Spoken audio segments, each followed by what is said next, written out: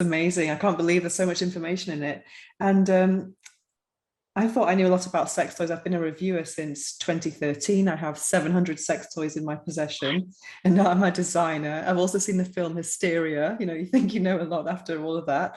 And when I was reading your book, there were so many things that I realized I didn't know, and some things that really surprised me. For example, the things that really surprised me, one of them was that, I don't know if I remember correctly, strap-ons were initially for married couples. Is that correct? Yes, absolutely. And that surprised me as well, because when we think of strap-ons today, I mean, what do you think about when you lesbian sex, I suppose, or pegging? Exactly. Those are the two things that come to mind: lesbian sex or pegging. And those are sort of not as mainstream as heterosexual intercourse, although they should be. But yeah, strap-ons were initially for impotent men. This was pre-Viagra. And so we're talking about the 1950s, 1960s. If a man couldn't get a hard-on, what would they do? Well, one of the things they would do is use a hollow. That was the difference between a lot of strap-ons today, hollow strap-on penis. And that was a boon for sex toy companies, because in the US, at least, it was illegal to sell sex toys. So but you get around that if you were selling them for heterosexual sex with married couples. And that's why we call them marital aids. And so they came with, and the people who made them, one of the women who helped work on them, riveted planes during World War II. So that's why they had the rivets, like with the straps. But a lot of people would buy them and of course use them to masturbate. But our government was afraid of women masturbating. So if you sold them for heterosexual sex, then they were less threatening, because that's where women were supposed to get sexual pleasure.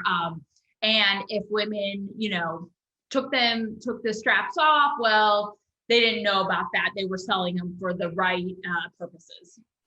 Yeah, that's incredible. That really just surprised me.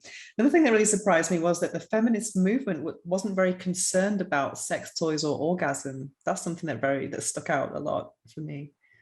Yeah, well, there was a branch that was the mainstream, but you're right, the mainstream feminist movement, like Betty Friedan, who said like 1,000 vibrators wouldn't change the course of feminism and stuff. There were people who fought against it. So the mainstream movement was like, let's, boardroom, not bedroom.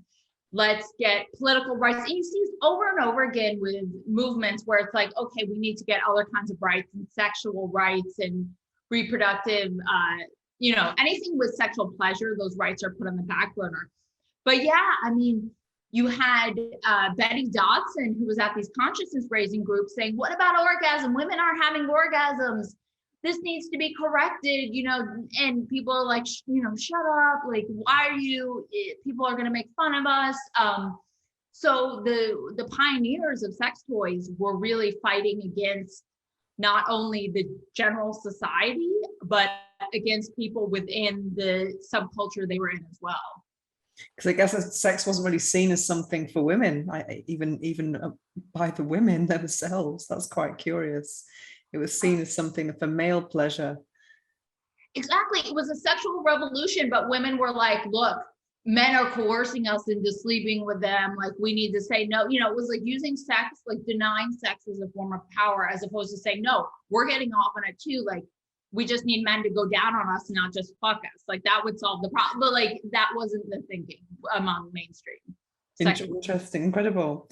Another thing I saw that was interesting was that a lesbian shop you talked about, there were no phallic toys. So toys couldn't be phallic, which is interesting.